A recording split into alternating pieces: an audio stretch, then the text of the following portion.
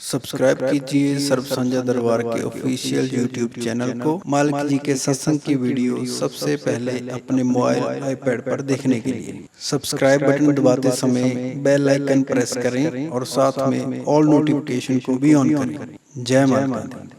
इसलिए ਇੱਥੇ ਇੱਕ ਗੱਲ ਇਹ ਵੀ ਕਹਿਣਾ ਚਾਹਾਂਗੇ ਕਿ ਜਿੱਦਾਂ ਹਜ਼ੂਰ ਨੇ ਦੁਆ ਕੀਤੀ ਤਾਂ ਜਿਹੜਾ ਪਾਣੀ ਕਈ ਵਾਰ ਖੁਦਾਈ ਕਰਨ ਤੋਂ ਬਾਅਦ ਨਹੀਂ ਉਹਨੂੰ ਮਿਲਿਆ ਸੀ, ਤਾਂ ਜਦੋਂ ਹਜ਼ੂਰ ਨੇ ਬੈਠ ਕੇ ਉੱਥੇ ਇਬਾਦਤ ਕੀਤੀ, ਦੁਆ ਕੀਤੀ, ਤਾਂ ਦੇਖੋ ਪਾਣੀ ਬੜੀ ਆਸਾਨੀ ਨਾਲ ਉਹਨੂੰ ਪ੍ਰਾਪਤ ਹੋ ਗਿਆ। ਤਾਂ ਹੀ ਤਾਂ ਕਹਿੰਦੇ ਐ ਕਿ ਜਹਾਂ ਮੁਰਸ਼ਦ ਹੀ ਨਹੀਂ ਵਹਾਂ ਦੁਆ ਮੇਂ ਅਸਰ ਕਿਆ ਹੋਗਾ। जहां मुर्शद ही नहीं वहां दुआ में असर क्या होगा। जहां जमीन ही नहीं वहां पर शजर क्या होगा। शजर किहनूं कहंदे भला? देखिए, शजर कहंदे है पेड़ नूं। किहनूं कहंदे है? पेड़ नूं, वृक्ष नूं। कहंदे जिथे जमीन ही ना होवे उत्थे वृक्ष हो सकदा है, क्योंकि वृक्ष दे होण वास्ते जमीन दा होना जरूरी है। इसी तरह किया जाता है कि जिद्दां वृक्ष दे होण वास्ते जमीन दा होना जरूरी है, इसी तरह दुआवां दे असर वास्ते मुर्शद दा जीवन च होना कह दिओ बहुत जरूरी है। क्योंकि बिना जमीन तो पेड़ नहीं, तो बिना मुर्शद तो दुआवां च इबादत विच बंदगी च असर नहीं हुंदा। ये गल याद रखना हमेशा। तां ही तां कहा जाता ना, जे इंसान ने दुनिया की भी कोई गेम खेलनी हो तो कोच की लोड़ होंदी है। बोलो होंदी है कि नहीं? बड़िया बड़िया टीमां होंदियां, चाहे क्रिकेट की टीम है, जज असीं इंडिया की टीम कहते ना क्रिकेट की, तो वह भी कोई कोच है या नहीं? चाहे आस्ट्रेलिया की होवे, इंग्लैंड की होवे, किसी भी देश की टीम होवे, फुटबॉल की होवे, कोच हर टीम विच हुंदा है। कोच का मतलब की हुंदा है? कोच का मतलब वही हुंदा ट्रेनिंग देने वाला, समझाने वाला, सिखाने वाला। इसी तरह जे जीवन च अगे वधना है, कामयाब होना है, तो सानू भी जीवन च मुर्शद रूपी कोच की जरूरत है। फिर असी हर जगह कामयाब सफल होंदे चले जाते हैं। इसलिए मुर्शद के दसे ढंग दे नाल, मुर्शद की दसी विधि के नाल जदों असी सिमरन करते हैं, इबादत करते हैं, दुआ करते हैं, तो फिर उसकी असर होना भी शुरू हो जाता है। इसीलिए क्या है कि जहां मुर्शद ही नहीं वहां दुआ में असर क्या होगा। कि जिथे मुर्शद ही ना हो उत्थे दुआवां च असर भी की होना है, क्योंकि ढंग ही नहीं है, तरीके का ही पता नहीं कि किद्दां दुआ की जाए, किद्दां इबादत की जाए, किद्दां बंदगी की जाए।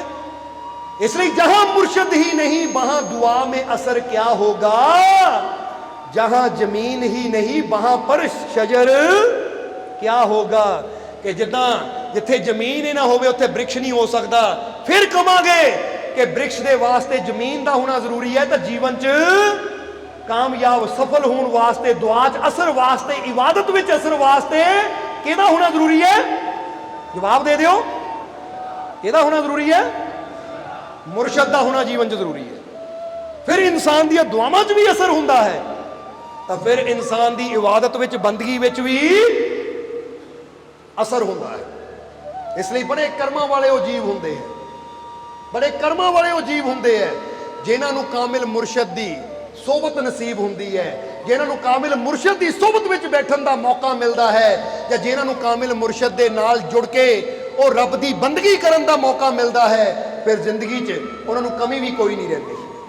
फिर जीवन च खुशियां, सफलता, कामयाबी भी उन्हां नूं मिलदी चली जाती है। इसलिए तां ही तां हज़रत अमीर खुसरो कहंदे सी, हज़रत अमीर खुसरो बड़ी प्यारी गल कहंदे हुंदे सी।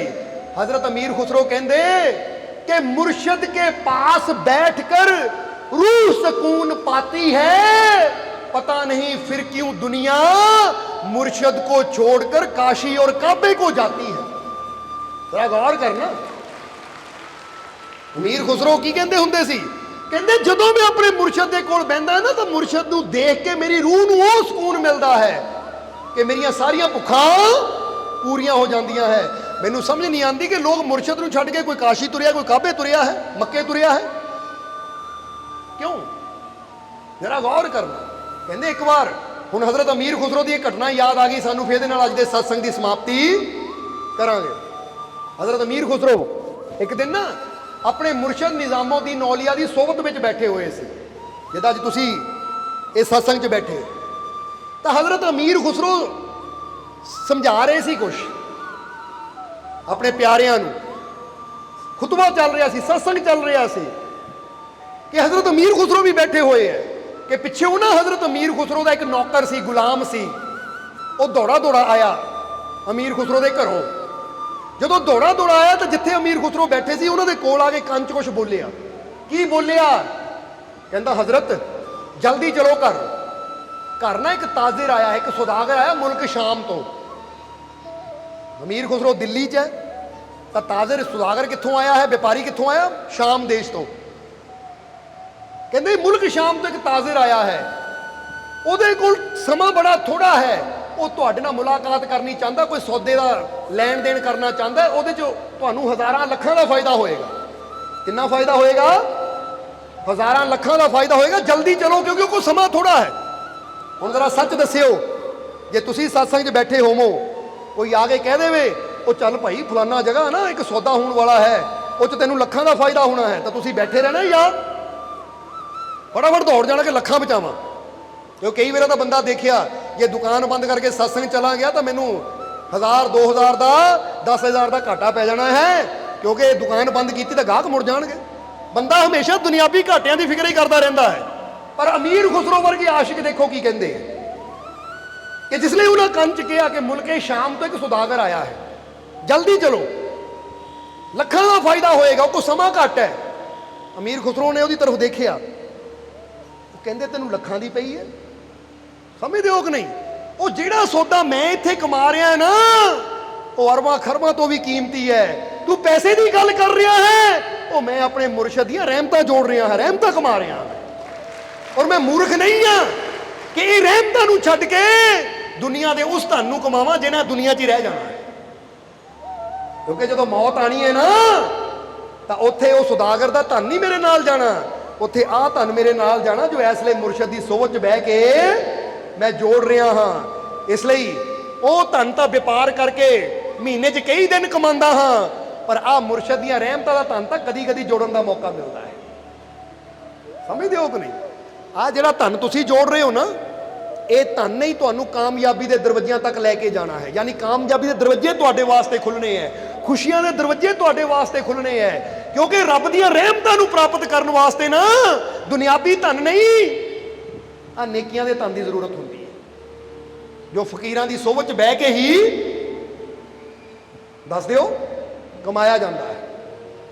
ਇਸ ਲਈ ਸਮਝਣਾ, ਅਮੀਰ ਖੁਸਰੋ ਨੇ ਆਪਣੇ ਨੌਕਰ ਨੂੰ ਇਹ ਗੱਲ ਕਹੀ ਕਿ ਉਸ ਤਾਜ਼ਰ ਨੂੰ ਕਹਿ ਦੇ ਜੇ ਰੁਕ ਸਕਦਾ ਹੈ ਤਾਂ ਠੀਕ ਹੈ, ਨਹੀਂ ਤਾਂ ਉਹ ਚਲਾ ਜਾਵੇ, ਕਿਉਂਕਿ ਜਿਹੜੇ ਧਨ ਦੀ ਉਹ ਗੱਲ ਕਰਦਾ, ਜਿਹੜੇ ਫਾਇਦੇ ਦੀ ਉਹ ਗੱਲ ਕਰਦਾ, ਮੈਂ ਉਹ ਤੋਂ 1000 ਗੁਣਾ ਜ਼ਿਆਦਾ ਫਾਇਦਾ ਆਪਣੇ ਮੁਰਸ਼ਦ ਕੋ ਬਹਿ ਕੇ ਕਮਾ ਰਿਹਾ।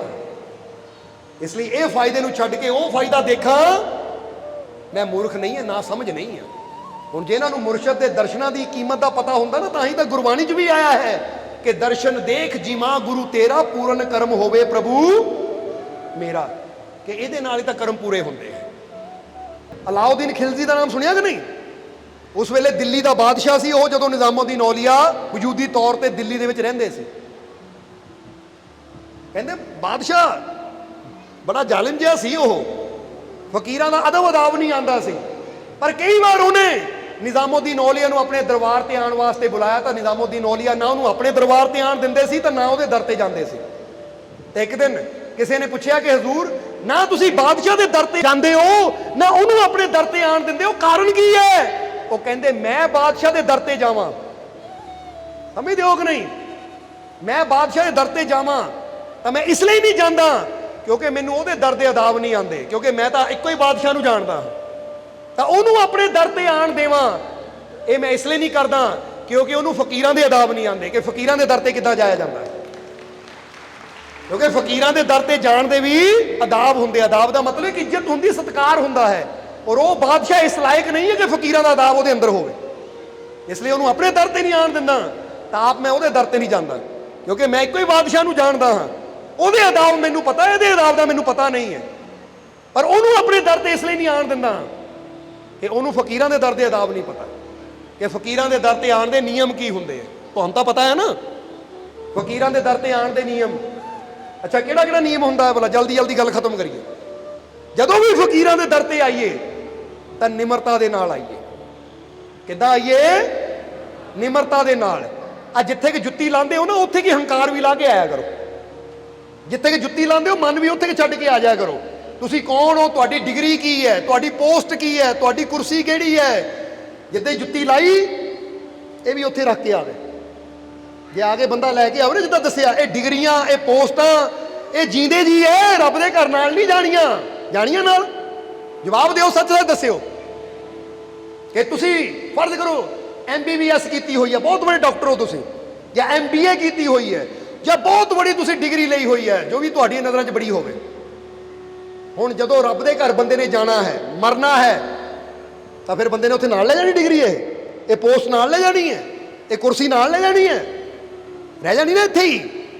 ਹੁਣ ਇਹੀ ਤਾਂ ਕਹਾਣੀ ਹੈ ਕਿ ਰੱਬ ਦੇ ਘਰ ਡਿਗਰੀਆਂ ਨਹੀਂ ਜਾਂਦੀਆਂ, ਰੱਬ ਦੇ ਘਰ ਤੁਹਾਡਾ ਪ੍ਰੇਮ ਜਾਂਦਾ ਹੈ, ਤੁਹਾਡੀ ਅੱਛਾਈ ਜਾਂਦੀ ਹੈ, ਤੁਹਾਡੀਆਂ ਨੇਕੀਆਂ ਜਾਂਦੀਆਂ ਹੈ। ਹੁਣ ਇਹ ਵੀ ਤਾਂ ਰੱਬ ਦਾ ਹੀ ਘਰ ਹੈ ਨਾ, ਇਸ ਲਈ ਇੱਥੇ ਵੀ ਡਿਗਰੀਆਂ ਬਾਹਰ ਛੱਡ ਕੇ ਆਇਆ ਕਰੋ, ਇੱਥੇ ਵੀ ਆਪਣੀ ਪੋਸਟ ਬਾਹਰ ਛੱਡ ਕੇ ਆਇਆ ਕਰੋ, ਕਿਉਂਕਿ ਰੱਬ ਦੇ ਘਰ ਜਾਣਾ ਹੈ ਤਾਂ ਪ੍ਰੇਮ ਲੈ ਕੇ ਜਾਈਏ, ਨਿਮਰਤਾ ਲੈ ਕੇ ਜਾਈਏ, ਸੇਵਾ ਭਾਵ ਲੈ ਕੇ ਜਾਈਏ, ਅੱਛਾਈ ਲੈ ਕੇ ਜਾਈਏ। ਨੇਕ ਬਣ ਕੇ ਰੱਬ ਦੇ ਘਰ ਜਦੋਂ ਇਨਸਾਨ ਜਾਂਦਾ ਹੈ ਤਾਂ ਫਿਰ ਉਹ ਰੱਬ ਨੂੰ ਕਬੂਲ ਵੀ ਹੁੰਦਾ, ਤਾਂ ਰੱਬ ਨੂੰ ਗੱਲ ਨਾਲ ਵੀ ਲਾ ਲੈਂਦਾ ਹੈ।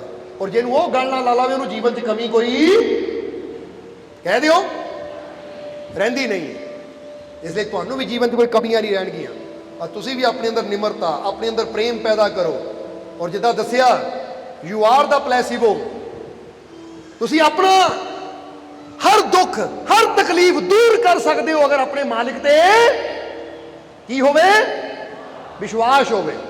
ਅਗਰ ਆਪਣੇ ਮਾਲਿਕ ਤੇ ਪੂਰਾ ਵਿਸ਼ਵਾਸ ਹੋਵੇ, ਯਕੀਨ ਹੋਵੇ, ਤਾਂ ਹਰ ਮੁਸ਼ਕਿਲ ਦਾ ਹੱਲ ਉਹਦੇ ਘਰ 'ਚ ਹੋ ਜਾਂਦਾ ਹੈ। ਕਿਸੇ ਚੀਜ਼ ਦੀ ਕਮੀ ਨਹੀਂ ਹੈ, ਕੋਈ ਤੋਟ ਨਹੀਂ ਹੈ, ਕੋਈ ਘਾਟ ਨਹੀਂ ਹੈ ਉਹਦੇ ਦਰਬਾਰ 'ਚ। ਬਸ ਤੁਹਾਡੇ ਅੰਦਰ ਵਿਸ਼ਵਾਸ ਹੋਣਾ ਚਾਹੀਦਾ ਹੈ, ਕਿਉਂਕਿ ਤੁਹਾਡੇ ਅੰਦਰ ਉਹ ਪਰਮ ਸ਼ਕਤੀਸ਼ਾਲੀ ਪਰਮਾਤਮਾ ਬੈਠਾ ਹੈ, ਜਿਸ ਨੇ ਤੁਹਾਨੂੰ ਪੈਦਾ ਕੀਤਾ, ਤੁਹਾਡੇ ਅੰਦਰ ਹੀ ਮੌਜੂਦ ਹੈ। ਬਸ ਆਪਣੇ ਉਸ ਮਾਲਿਕ ਤੇ ਵਿਸ਼ਵਾਸ ਕਰੋ ਕਿ ਮੈਂ ਕੋਈ ਮਾਮੂਲੀ ਨਹੀਂ ਹਾਂ, ਮੈਂ ਕਮਜ਼ੋਰ ਨਹੀਂ ਹਾਂ, ਮੈਂ ਦੁਖੀ ਨਹੀਂ ਹਾਂ, ਕਿਉਂਕਿ ਮੈਨੂੰ ਪੈਦਾ ਕਰਨ ਵਾਲਾ ਪਰਮ ਸ਼ਕਤੀਸ਼ਾਲੀ ਪਰਮਾਤਮਾ ਹੈ, ਔਰ ਮੈਂ ਵੀ ਸ਼ਕਤੀ ਦਾ ਰੂਪ ਹਾਂ, ਕਿਉਂਕਿ ਉਸਨੇ ਮੈਨੂੰ ਪੈਦਾ ਕੀਤਾ ਹੈ। ਤਾਂ ਕਈ ਵਾਰ ਅਸੀਂ ਦੱਸੀਦਾ ਹੈ ਕਿ ਸ਼ਕਤੀਸ਼ਾਲੀ ਬਾਪ ਦੇ ਬੱਚੇ ਕਮਜ਼ੋਰ ਕਦੀ ਹੋ ਹੀ ਨਹੀਂ ਸਕਦੇ। ਤੁਸੀਂ ਸ਼ਕਤੀਸ਼ਾਲੀ ਹੋ, ਤੁਸੀਂ ਆਨੰਦ ਦਾ ਰੂਪ ਹੋ।